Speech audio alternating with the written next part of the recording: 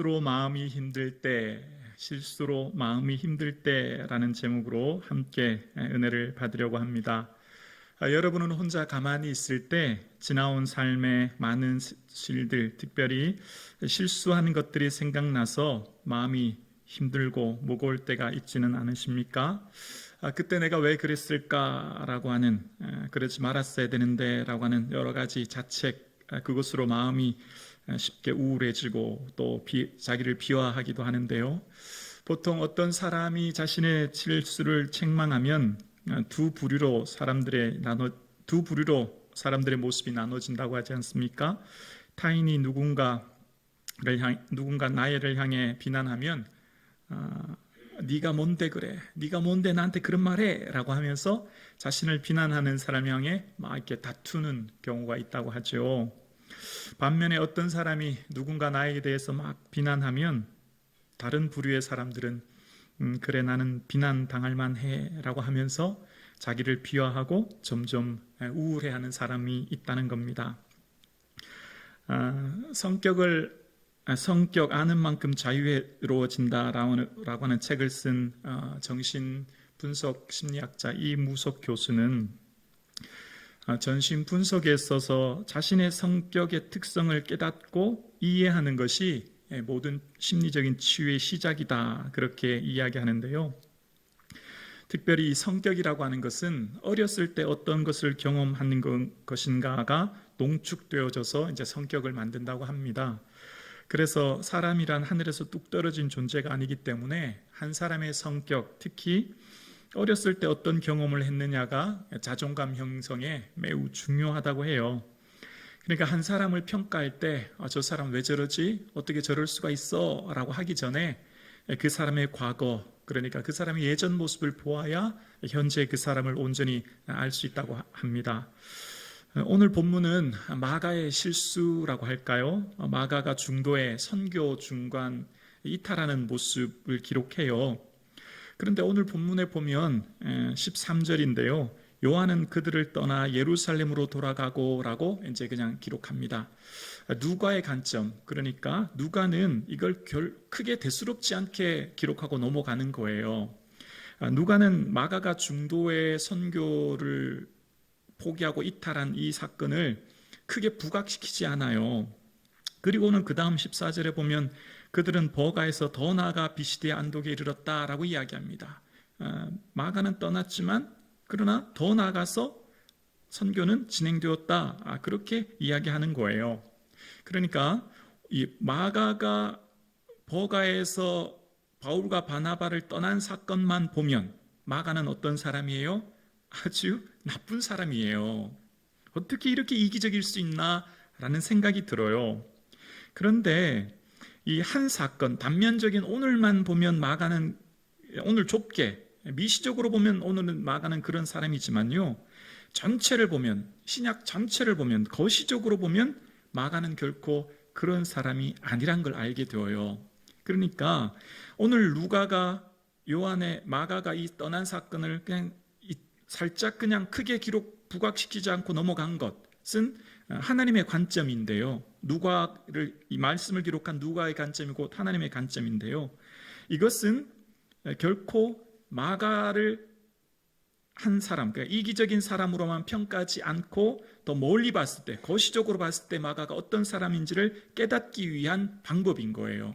그러니까 저와 여러분의 삶에 어떤 누군가를 실수를 봤을 때 어떻게 저럴 수가 있어 라고 하기 전에 우리는 잠깐 기다려줘야 합니다. 그리고 그 단면적인 지금 현재 일어난 사건만 보는 것이 아니라 그 사람의 예전의 모습을 보고 또한 그 사람의 앞으로의 일들을 바라보는 거시적인 관점으로 볼 때 우리의 반응이 달라지는 거예요. 그래서 오늘 마가가 떠난 사건을 단편적으로 그냥 마가가 선교에서 이탈한 이기적인 사람으로만 볼 게 아니라 마가를 거시적으로 전체 마가의 삶을 한번 조명하면서 그의 인생의 궤적을 보면서 또 그 마가를 통해 일하신 미래, 마가가 어떤 사람이 되었는지를 보면서 오늘 우리의 삶에 나의 실수 또 타인의 실수를 어떻게 평가하고 어떻게 반응하며 어떻게 나아갈지를 말씀을 통해 한번 같이 살펴보려고 합니다.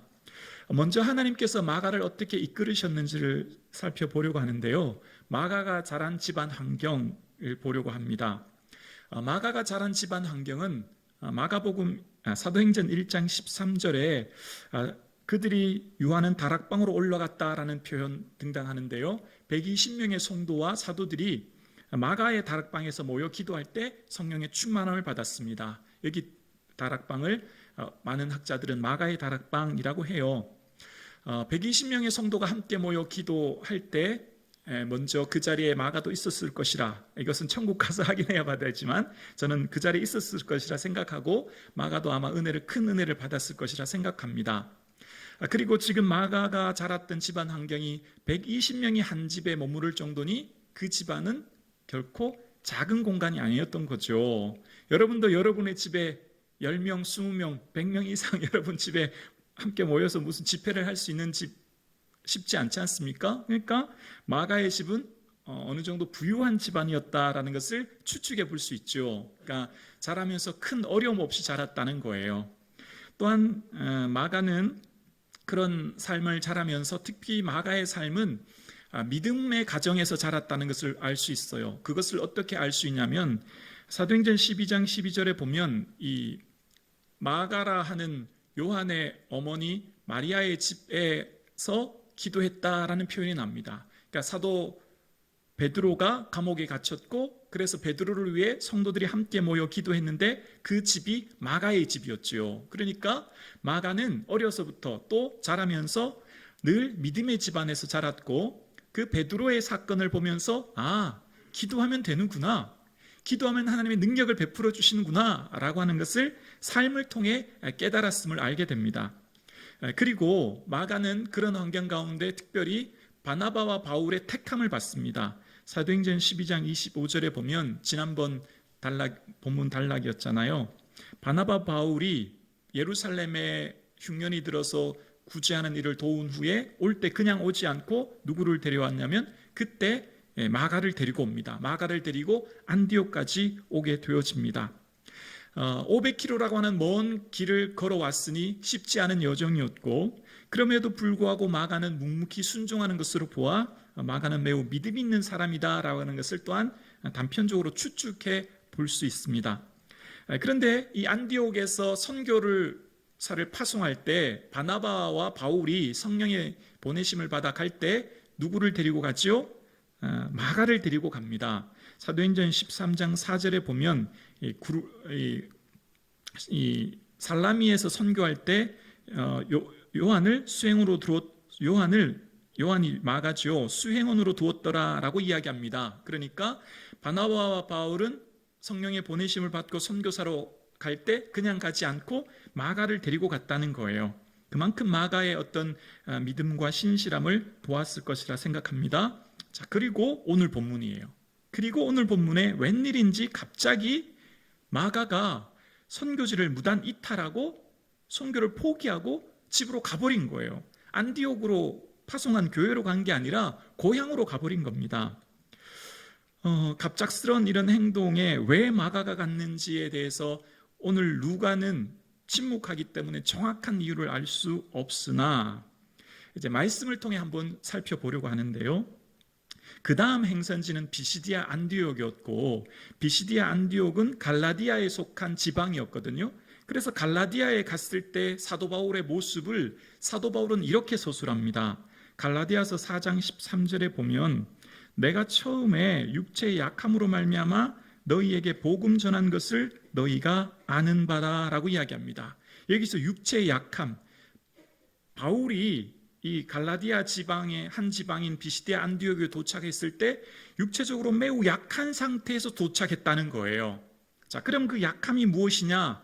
학자들은 여러 가지 의견이 있지만 주된 의견은 아마 바울이 말라리아에 걸렸을 것이다, 그렇게 추측합니다. 그러니까 밤빌리아 버가의 이 연안의 늪지대에 창궐하는 모기로 인해서 말라리아에 걸렸을 것이고 그 풍토병 말라리아에 걸린 그는 이제 의술이 제대로 발달하지 않는 당시의 치료법은 맑은 공기와 좋은 물이 있는 곳에서 요양하는 것이었기 때문에 그의 진로는 북쪽 산악 지역을 넘어 비시디아 안디옥으로 갔을 것이다 라고 생각합니다. 그러니까 지금 이 상태가 오늘 본문만을 묵상하면 어떤 상황이 되죠? 바울이 말라리아로 매우 고생하고 있어요. 그래서 다음 가야 될 행선지는 비시디아 안디옥이라는 곳이에요. 근데 그 비시디아 안디옥에 가려면 타우루스라고 하는 해발 한 2000m 정도 되는 산맥을 넘어야 갈 수 있어요. 오늘날과 달리 과거의 여행은 산적, 도적대, 강도가 있었고 또 산짐승이 있었기 때문에 먼 산악 지역을, 험한 산을 넘어간다고 하는 것은 매우 위험한 일인 거예요. 그러니까 마가는 지금 닥친 이 선교의 과정으로 영적인 슬럼프가 들었다는 것을 볼 수 있습니다. 사도 바울이 말라리아를 어렵고 이제 저 먼 타우루스 산맥을 넘어야 하는 그 위기의 상황에 마가 또한 영적인 슬럼프가 들었고, 그래서 그 모든 것을 포기하고 중과연에 돌아갔다. 이렇게 천국 가서 확인해 봐야 되지만 이렇게 말씀을 통해 제가 이제 살펴봅니다. 그런데 이 마가의 행동은 이후에 바울과 바나바가 심하게 다투는 사건으로 그 동기가 됩니다. 이후에 사도행전 15장에 보면 이 일 중심의 바울, 일 중심의 사도 바울은요, 우리와 함께 일하러 가지 않은 사람을 함께 데려갈 수 없다라고 하면서 마가를 데려가지 말자고 하고, 관계 중심의 바나바, 그래도 사람을 세우고 기회를 주자고 하는 바나바는 그래도 마가를 데리고 가자라고 이야기하고 심하게 다투어요. 근데 어느 정도 다투냐면 갈라서 헤어질 정도로 다투게 되는 사건의 발달, 동기가 이 오늘 마가가 버가를 떠나는 사건이 되는 것입니다. 그렇게 마가는 바울과 바나바가 다툴 수밖에 없었던 그 요인, 동기를 유발했던 사람이 된 거죠. 자, 사도행전만 보면 마가는요, 매우 이기적인 사람이었고요. 또 많은 사람들에게 참 무책임한 사람으로 비춰져요. 그런데 여기까지만 보면 마가의 인생이 참으로 선교를 중도에 포기한 무단 이탈자로 평생을 어쩌면 낙인 찍혀 살아가는 것처럼 보입니다. 오늘 본문만 보면 마가는 정말 사람들에게 손가락질을 당하는 이기적인 사람, 트러블 메이커로 보여요. 또한 마가는 자신의 실수 때문에 어쩌면 늘 죄책감, 후회로 살았지 않을까라고 생각해 보게 되어집니다. 자, 그런데 한 사람의 인물을 평가할 때 좁게 일어난 사건만 보면 안 되고 거시적으로 멀리 전체를 봐야 된다고 했죠. 누가도 이 사건을 대수롭지 않게 여기고 더 나아가 선교가 진행되었다고 얘기하는 거시적인 관점, 그러니까 하나님의 관점으로 보았듯이 우리도 마가의 인생을 다시 한번 살펴보려고 하는데요, 바로 신약 성경 전체에 나타난 마가의 삶을 살펴보려 합니다. 먼저 마가는 위로의 사람 마가로 변화되어집니다. 골로새서 4장 10절에 보면 이렇게 말합니다. 골로새서 4장 10절에 보면요, 나와 함께 갇힌 아리스도가다고와 바나바의 생질 마가와 이 마가에 대하여 너희가 명을 받았음에 그가 이르거든 영접하라. 지금 1차 감옥으로 투옥되어 있을 당시에, 그때 당시 함께 바울과 함께 감옥에 갇혀 있었던 사람, 감옥에 있는 바울 옆에 함께 있었던 사람 누구였다고요? 마가였다는 거예요. 여러분, 일이 성공하고 잘되고 흥할 때는요, 사람들이 막 모여들지만 일이 실패하고 안 되고 어려울 때는, 병들고 힘들 때는 사람들이 떠나가는 게 일반적이잖아요. 지금 바울은 감옥에 갇힌 상황이에요. 그런데 그곳에 누가 함께 했다고요? 마가가 함께 있었던 거예요. 그리고 그런 마가를 바울은 골로새서를 집필하면서 골로새서의 편지를 전하는 골로새서의 대표자로 마가를 파송합니다. 그러면서 그를 영접하라고 이야기합니다. 그래서 마가를 어떤 사람이냐고 소개하냐면 골로새서 4장 11절에 보면 이렇게 말합니다. 유스도라 하는 예수도 너희에게 문안하느니라. 그들은 할레파이나 이들만은 하나님 나라를 위하여 함께 역사하는 자들이니 함께 고백할까요? 이런 사람들이 나의 위로가 되었느니라. 아멘. 나의 위로가 되었대요. 누가요? 나와 함께 갇힌 아리스타고 마가, 유스도 같은 사람이 나의 위로가 되었대요. 오늘 본문의 마가가 바울에게 어떤 사람이 되었다고 말합니까? 위로자가 되었다는 거예요. 과거의 마가는 어떤 사람이었죠? 상처 주는 사람이지 아니었을까요? 한참 선교가 진행되고 있습니다. 그리고 이제 선교의 어려운 타우루스 산맥을 넘어야 하는 어려운 과정 가운데 있고, 바울도 육체적으로 약한 상태에 있을 때 마가는 떠나버렸습니다. 그래서 바나바와 바울에게 마가는 상처 주는 사람이었고 그들에게 아픔을 주는 사람이었지만, 골로새서에 보면 마가는 오히려 위로자로 변화되어 있음을 보게 되어집니다. 고난의 때 끝까지 함께 해주는 사람, 옥에 갇힌 바울의 옆에 있어주는 그런 위로자가 되었다라고 이야기합니다. 뿐만 아니라 인생에 있어서 힘들고 어려운 때 함께 있어주는 사람이 위로가 되죠. 그리고 여러분, 임종이 가까우면 가장 보고 싶은 사람이 참으로 내가 사랑하는 사람 아닐까요? 디모데후서는 사도 바울이 임종을 앞두고, 그러니까 순교를 직감하면서 쓴 것이 디모데후서인데요. 그 디모데후서에 보면 디모데후서 4장 11절에 이런 말을 합니다. 누가만 나와 함께 있느니라. 내가 올 때 마가를 데리고 오라. 그가 나의 일에 유익하니라. 현재 사도 바울은 2차 투옥 시기입니다. 기원 후 66년경인데요. 이제 생의 마지막 순교를 앞두고 있어서 이제 얼마 후면 일반 학자적으로는 기원 후 67년 참수형을 당한다고 얘기합니다. 그러니까 이제 곧 그는 순교를 앞두고 있는 상황이에요. 근데 그가 누구를 데려오라고, 누가 보고 싶다고 얘기합니까? 마가를 데리고 오라는 거예요. 마가가 보고 싶고 그립다는 거예요. 마가와 함께하는 것이 내게는 유익하다고 이야기합니다. 마가의 삶이 변화된 인생임을 보게 되어집니다. 우리가 생각할 때 마가는 마치 이기주의자로 무익한 사람으로, 문제를 만드는 사람으로 보였지만, 어느새 마가는 바울에게 보고 싶은, 그리운 사람, 만나고 싶은 사람, 또한 유익한 사람으로 변화되어졌던 것을 보게 되어집니다.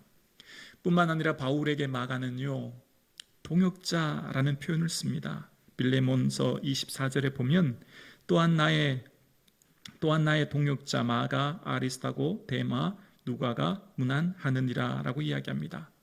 바울의 삶에 정말 지난날 2차 선교 때 함께 갈 수 없다고 했던 그 마가를 빌레몬서에는요, 나의 동역자라는 표현을 쓰고 있습니다. 마가의 삶이 완전히 변화되어졌던 것을 봅니다. 이전의 마가의 삶과 다른 위로자, 동역자, 보고 싶은 사람이 마가였다는 거예요. 사도 바울의 삶에 마가는 이처럼 변화된 사람으로 그를 이야기하고 있는 것을 보아 마가는 완전히 변화된 인생을 살았던 것을 보게 되어집니다. 사랑하는 성도님, 마가를 오늘 본문의 사건으로만 보면 매우 비겁한 겁쟁이처럼 보여지는데요, 마가는 그렇지 않다는 것을 신약성경 전체에서 우리는 발견하게 되어집니다. 하나님은 다시금 기회 주시는 분이시요 새롭게 세워주시는 분이심을 우리는 마가라고 하는 인물을 통해 보게 되어집니다. 겁쟁이 마가를 용감한 마가로, 두려움의 마가를 담대한 마가로, 이기적인 마가를 이타적인 마가로, 자신을 위해 인생의 주인이 되어 살았던 마가를 예수 그리스도의 종인 마가로 변화시켜 주시고, 새롭게 기회해 주시고 새롭게 일으켜 세워주셨던 하나님을 마가의 삶을 통해 발견하게 됩니다. 사랑하는 성도님, 우리의 삶이 힘들고 지칠 때 지금 일어난 사건만 보면 마음이 무너지고 힘들지만, 거시적인 사건으로 하나님 행하실 일들을 바라보며 하나님께서 지금 현재 일어난 일들 또한 과거에 일어난 일들로 그치는 것이 아니라 그것을 통해 일하실 줄을, 그것을 통해 합력하여 선을 이루실 줄을 바라볼 수 있는 믿음의 눈이 오늘 본문의 말씀을 통해 저와 여러분의 삶 가운데 있어질 수 있기를 주의 이름으로 축원합니다. 그래서 저는 한 번 더 생각해 보았습니다. 무엇이 마가의 삶을 변화시켰을까? 제가 그냥 말씀을 묵상하면서 생각해 보았습니다. 마가는 1차 선교하고 중간에 이탈해서 고향으로 돌아갔지 않습니까? 그리고 2차로 선교를 갈 때 그 자리에 마가가 있었습니다. 그러니까 1차 선교가 한 2년 정도 걸렸다고 해요. 근데 그 2년의 시기에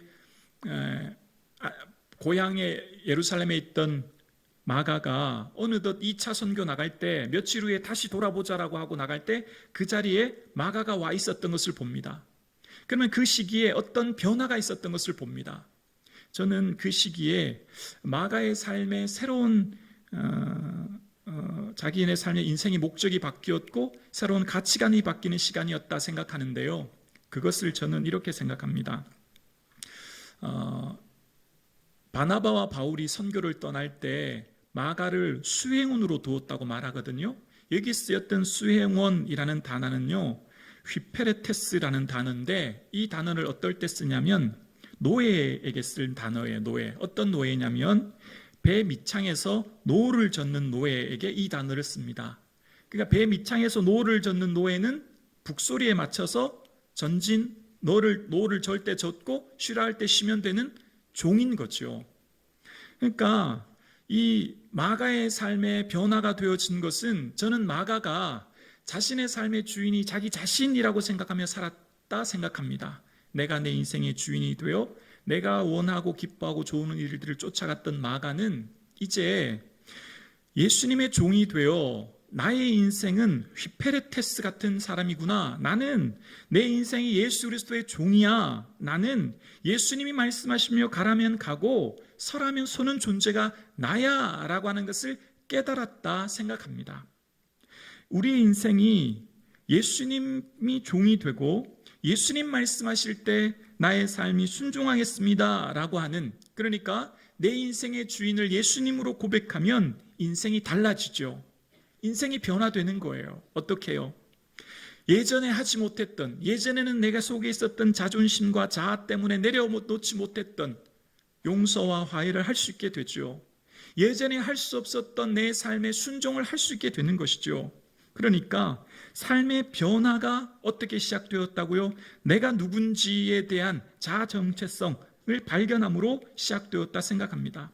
사랑하는 성도님, 마가의 삶이 자기 자신의 주인이 되었을 때는요, 비겁한 이기주의자로, 무익한 사람으로, 문제를 만드는 사람으로 평가되지만, 그러나 2차 선교 여행 당시에 그 자리에 있었던 마가, 안디옥까지 500km 길이에요. 고향에 왔다 다시 안디옥 교회 가려면 먼 길을 가야 됩니다. 가면 뭔 소리 들을까요? 야, 너 여기 왜 왔냐?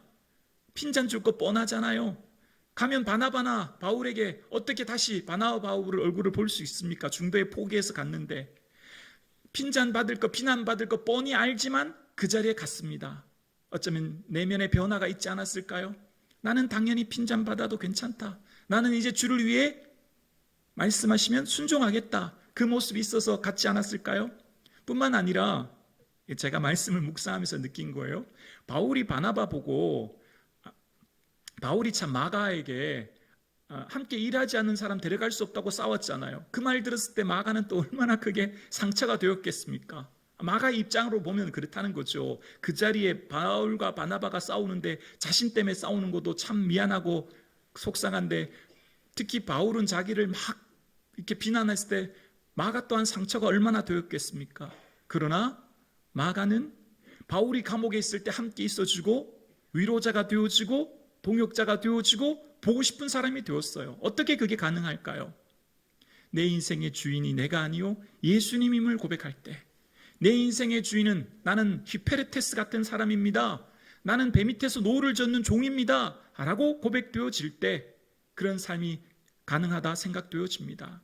사랑하는 성도님, 오늘 저와 여러분의 삶 가운데 예수님이 내 인생의 주인이 되어주는 그런 삶 사실 수 있기를 주의 이름으로 축원합니다. 예수 그리스도가 내 삶의 주인이 되어지고 주 앞에 엎드려질 때, 저는 이 말씀을 묵상하면서 마가가 고향 예루살렘에 돌아갔을 때 내가 왜 그랬을까 자책하며 앉아있는 마가에게 저는 하나님이 이렇게 말씀하셨다 생각해요. 괜찮아 마가, 그럴 수도 있지. 그만하면 잘한 거야. 너는 최선을 다한 거다. 괜찮아. 다시 한번 용기를 내. 저는 그렇게 말씀하셨다 생각합니다.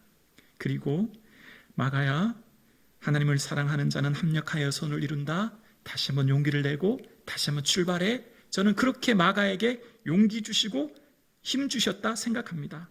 사랑하는 성도님, 과거의 삶을 통해, 실수를 통해 자책하고 후회하고 우울해하지 마시고, 괜찮아, 그럴 수도 있어, 그만하면 잘한 거야. 여기까지 오는다고 얼마나 힘들었니? 얼마나 고생했니? 괜찮아. 나를 바라보고 합력하여 선을 이루실 나의 계획을 바라보아라 말씀하시는 주의 세미한 음성을 저와 여러분이 이 시간 들을 수 있기를 주의 이름으로 축원합니다. 다시 일으켜 세워주시는 주님, 다시 기회를 주시는 주님, 다시에게 용기를 주시는 마가 비겁한 이기주의자였던 그가 위로자로 변화되었듯이, 그래서 마가를 통하여 베드로와 동역하게 하시고 마가복음이라고 하는 사복음서 중에 하나인 마가복음을 기록하게 하셨듯이, 하나님께서는 저와 여러분에게 지금 말씀하십니다. 괜찮아, 그럴 수도 있지, 그만하면 잘한 거야, 얼마나 힘들었니 말씀하십니다. 그리고 다시금 기회를 주시고 다시금 일으켜 세워주십니다. 그리고 우리를 통해 오늘 사도행전 29장을 계속해서 써내려가기 원하십니다. 말씀으로 힘 얻으시고 새롭게 나아가시는 저와 여러분 되실 수 있기를 주의 이름으로 축원합니다. 기도드리겠습니다.